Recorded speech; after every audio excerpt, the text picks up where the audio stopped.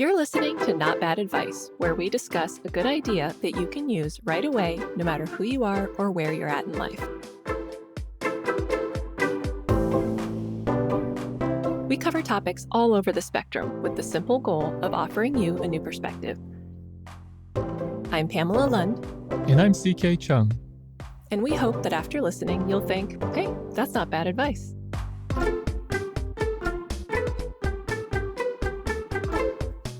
I just read a stat that said in 2019, people in North America spent over 2 hours a day on average on social media.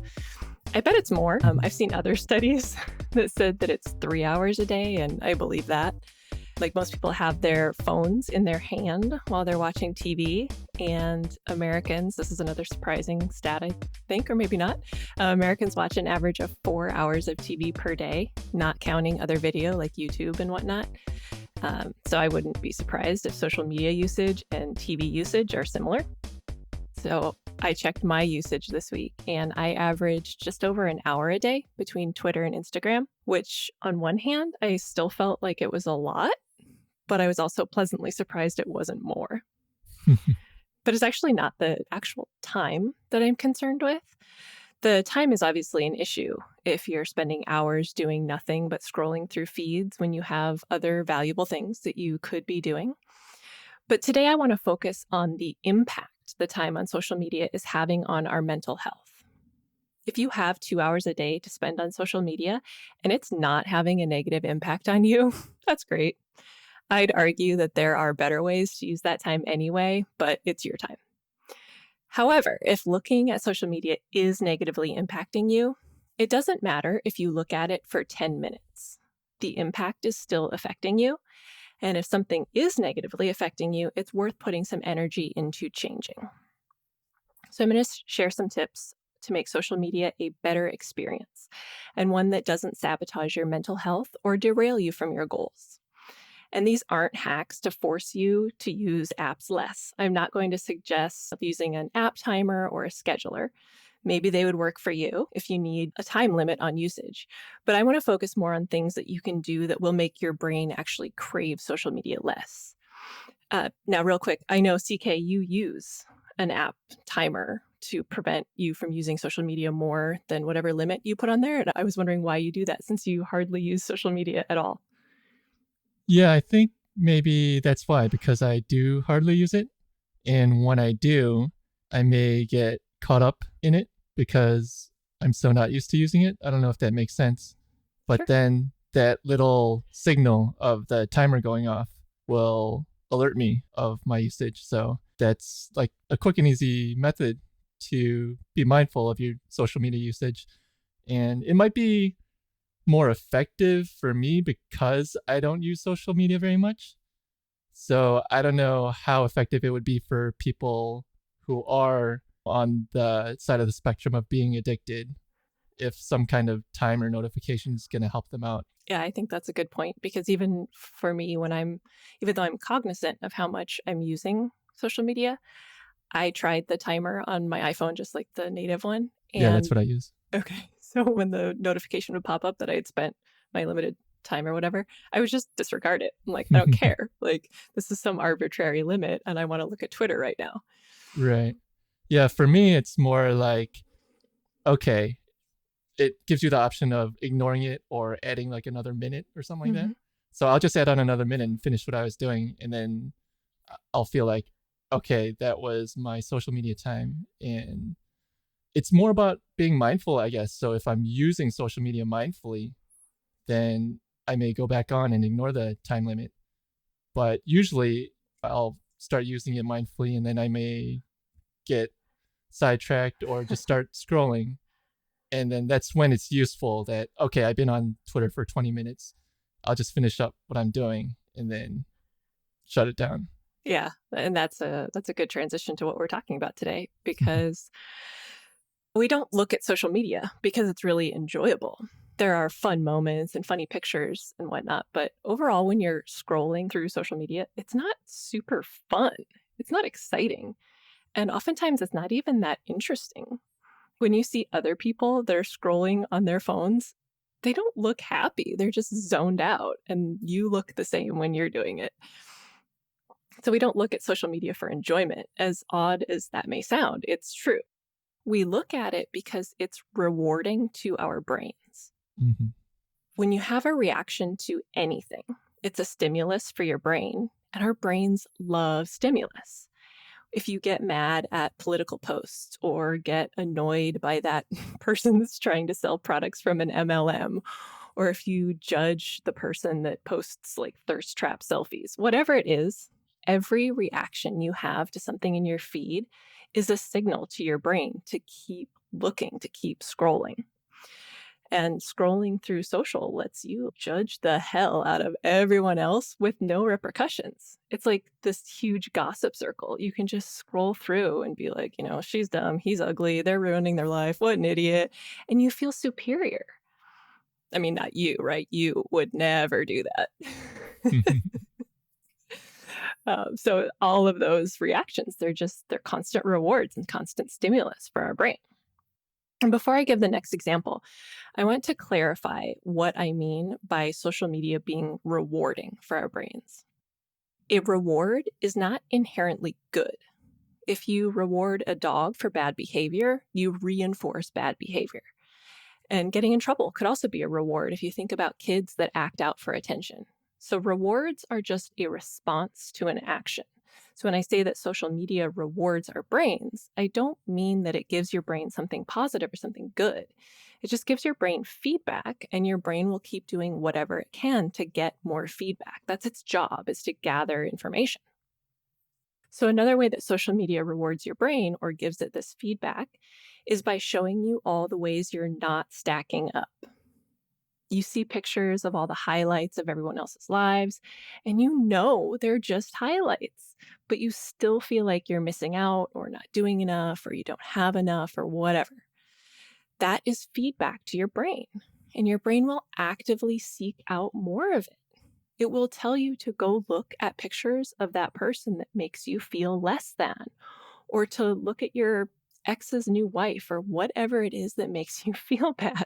Brains are jerks like that. They want this constant information and constant feedback, no matter what it is. And you likely know everything I'm saying, but you look at social media anyway. I know everything I'm saying, and I look at it anyway. Mm-hmm. There are entire books and apps and courses dedicated to helping us use social media less, but we are still doing it more and more. We have to regularly be reminded to use social media less because it is constantly pulling us to use it more. And the tools that they have to hijack your brain are so much more powerful than anything you can read in a book or hear on a podcast. It's more powerful than the rational part of your brain. So you have to be vigilant, and you have to get this message over and over and over.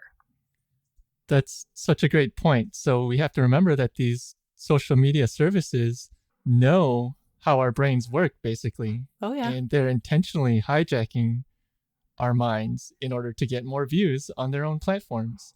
Absolutely. That translates into advertiser dollars. Exactly.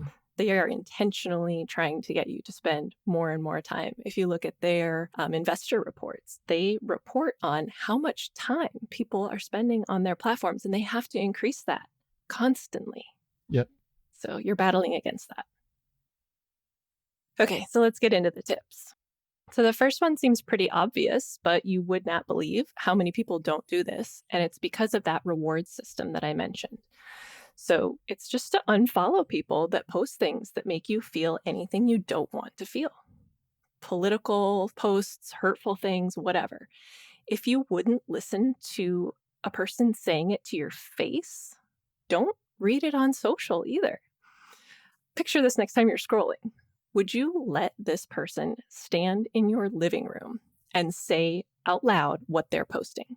Like, can you imagine sitting down on the couch to relax after a long day and letting someone bark political points of view or hot takes at you? Like that, thinking of that makes it really, really easy for me to unfollow people. The more people that you follow, the more time that you'll spend scrolling, simply due to the sheer amount of content. You don't have to follow the person that you went to high school with that you never interact with. You don't have to follow your old boss that you're not friends with anymore. You don't have to stay connected to anyone. It's your life, it's your social media, it's your feeds, it's your mental health. And if there's someone that you absolutely can't unfollow or unfriend or whatever because you feel obligated to stay connected, you can still mute them. They won't know, and it will get them out of your feed. Second tip is to unfollow celebrities, news outlets, and other really popular accounts. Like, these celebrities are not your friends. I know it feels like you get to know them because you're seeing everything that they post, but like you're not going to reply to their tweet and have them invite you over to their home and become their new best friend. Like it's What? just not maybe you, but and you're not going to be uninformed because you don't get a fire hose of content from Twitter or Facebook. Like you can read the news on your schedule and consume consciously. And these really, really popular accounts, they have so much engagement that you're going to get sucked into the comments. You're going to see troll replies that immediately put you in a defensive mindset or some other like low value thought, even if you just think like, oh, what an idiot. That is a negative or a low value thought that you don't want to put yourself into that mindset for something so unimportant and so not relevant to your life. Or maybe you'll see something that actually makes you mad and it completely changes your mood. It's like just enough to change the flow of your entire day, all because you looked at the comments on a news article. And if you get sucked into the comments and you reply to someone that you disagree with, it's going to be even worse. You're going to end up in an internet argument. And like in general, just like don't argue on the internet. Really, you are not changing anyone's mind ever. So before you comment on anything, really, ask if it's worth your time. Honestly, do you want to have this conversation? Is this important to you? Is it adding any value to your life at all? It's probably not, especially if it's on social media. So the third group to unfollow is brands. I'm guilty of this a lot on Instagram. I follow brands that I am shopping or keeping an eye on or whatever. But I go through phases where I have to go and unfollow all of them because I realize that I'm shopping too much. Hmm. So unfollowing brands has the added benefit of reducing the chances that you're going to spend money that you didn't intend to spend. One of my reasons for following brands was that I wanted to know when they would post about sales. But we know when companies run sales. Like this is not a surprise, right? They happen on holidays, always. So if you're planning a purchase, you can coordinate it with the holiday. Maybe you follow brands around the holidays when you know that they're going to be posting these things, but you don't need to follow them all year and get sucked into wanting to buy things that you don't need or weren't planning on. Or if you see a discount when you weren't intending to buy, it makes you spend money that you weren't planning. So if you're on a budget, following brands is really, really dangerous. And I find that with some brands, I follow them because I believe in what they do. I believe in their mission. And so I'll feel guilty about unfollowing them. And it feels like following them on social is a way to show support, even if I can't spend money with them. But you have to ask yourself if your time, health, and budget are more important to you or if helping them achieve their goals is. So when I put it in that frame, it's a no-brainer for me to unfollow. And with all of those 3 tips of groups to unfollow, you can always refollow them if you miss them. This is not like a permanent, you hit unfollow and you can never follow them again. So test it out. Unfollow a bunch of accounts and see if your feeds are more enjoyable or if you feel less drawn to scrolling. The fourth tip is just don't post, don't comment, or only do it when you have the time and want to spend the time checking on reactions and replies. Because as soon as you post or comment anything, your brain starts going like, oh, did somebody reply? Did anybody react to that? And you get pulled back. Even if you post and then set your phone down and walk away, You're constantly being drawn back to see if there was any reaction or comment or any additional reward that you can get from that post. Mm. So if you've got something that you're supposed to be focused on, this will majorly derail your brain. So just keep that in mind. And on top of that, there's all sorts of weird psychology that happens after you post something. You start wondering, why this person didn't respond or what this person thought. And it activates that awkward teenager stuck in your brain, and it sends you into this approval seeking mode. So if you're trying to break a social media habit, taking yourself out of the conversation is a key step, even though it seems drastic. If you're not commenting and posting, like, where's the social part of social media? But I think we need to stop thinking that social media is actually social. It definitely can be social, but most of how we use it is not. And we don't act on there like we would act in a room full of the people that we interact with online. So before I post or comment, I like to ask myself 2 questions. The first one is this adding value? And value can be anything from making someone laugh to informing them to asking a question you need help with. There's tons of ways to add value. You'll know if you're adding value. And also, like, ask if you would say this to the person in person. And if not, it's probably not adding value. And the second, again, is this worth my time?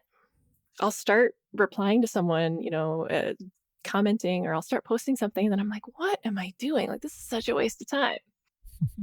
Okay. And last, but definitely not least, be mindful. Check in with yourself. This is something I think I've recommended in every episode we've done, but that's because it's so important and it's really useful in any situation. Building a habit of noticing when you're not acting intentionally and checking in to see what's going on will help you stay aligned with what's best for you. When you realize you've been scrolling for a bit, just stop and ask, how am I feeling? Does this feel good? Is this really what I want? And the answer will probably be no. And then you can shift your attention to something that you actually want to engage with. When I check in like this after scrolling, I'm usually like, what am I doing? But it's just habitual. And the apps, like we said, are so perfectly designed to take advantage of the way our brains crave constant input. So even when you're aware that they are designed to suck you in, they still do. You have to build that mindfulness practice so you're always checking in with yourself to see if you're feeling the way you want and doing what you want to be doing. Great tips. Yeah. Now, I need to make sure I put them on practice. It's a constant battle.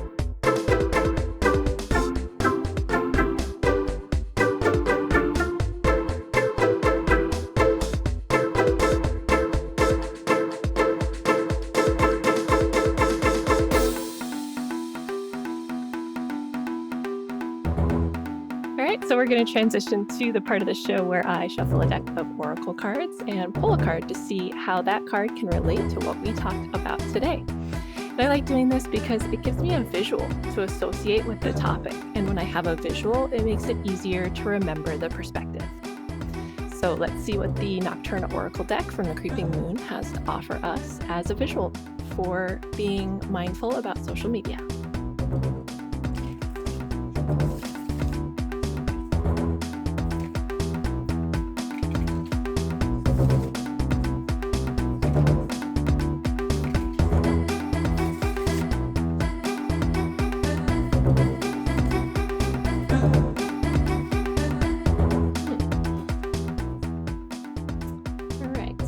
Today, we have the shark. And sharks are a sign of confidence and forward motion. You never see a shark going backwards. So, with this, I actually want to give 2 visuals with this. One is to think of the social media networks like sharks. They are big, scary, things coming to eat you. If you're scared of sharks, I'm going to give you that visual. They don't have your best interest in mind. They are trying to take your time. They're trying to bite your arm off. They want to draw you in. But the other visual that we can think of with the shark is this forward motion and being mindful about where you're going. And if you are being sucked into spending a lot of time on social media, you're not being mindful of your forward motion. You are not moving in the direction that you should be moving. You're not in your strength. You're not in your power. You are achieving someone else's goals. So think about the forward motion of the shark. Think about not going backwards and staying in your power rather than being drawn into what the social networks want you to do. Don't let social media hijack your forward motion. There you go. All right, so if you found yourself thinking, hey, that's not bad advice while listening today, please share the episode with your friends and rate it in iTunes. It really does help. You can get in touch with us on Twitter. It's funny for us to mention this today, but you can get in touch with us on Twitter, where I'm at Pamela Lund and CK is at CK Disco. You can also visit forcesofequal.com/advice to connect with us if there's something you need advice about. We'd love to hear from you.